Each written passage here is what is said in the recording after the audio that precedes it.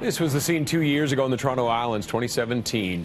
Major flooding there, and there's concerns that we could see the water levels peak that high again this year. For more on why this severe flooding is happening more frequently, we are joined now by Professor Joseph Deloge of the University of Toronto from the Geography and Earth Sciences Department.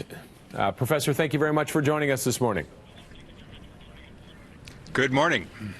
What is this a normal thing we're seeing? We saw the last flooding like this, I believe, was in the early 70s. Is this normal, or is this above and beyond the norm?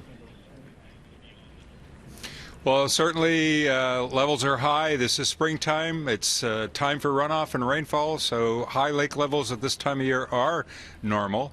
What's perhaps less than normal is the fact that we're seeing several years in a row of above normal high lake levels. It's happened in the past, it's happening now, but certainly the degree to which the lake levels are high are beyond normal. What is the concern if these levels continue? I mean, I can remember doing stories 20, 25 years ago where we were concerned about low water levels on the lakes. Now we're concerned about the high. What's the concern if these water levels stay up? Yeah, certainly as recently as 2012, people were talking about extremely low levels and docks high and dry around the Great Lakes.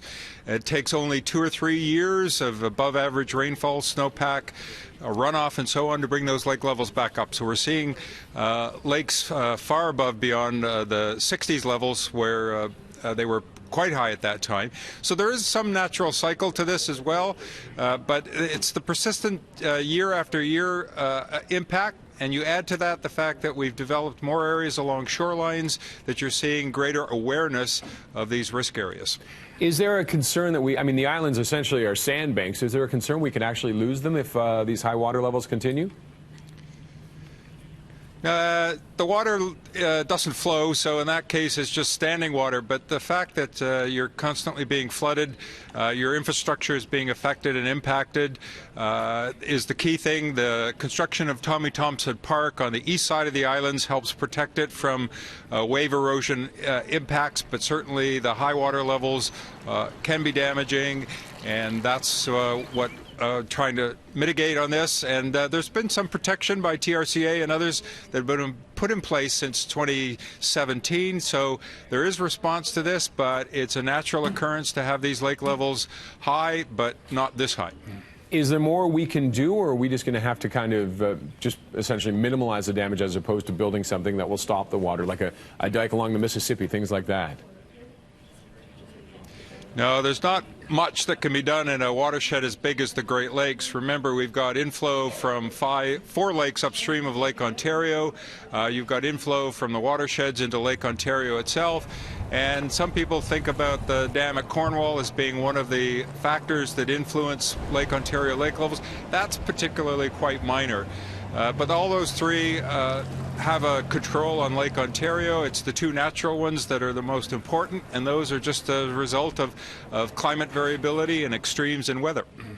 Is there, I mean, we've talked about, I know it's on a small scale, but we've talked about returning the Don, the mouth of the Don back to its natural state.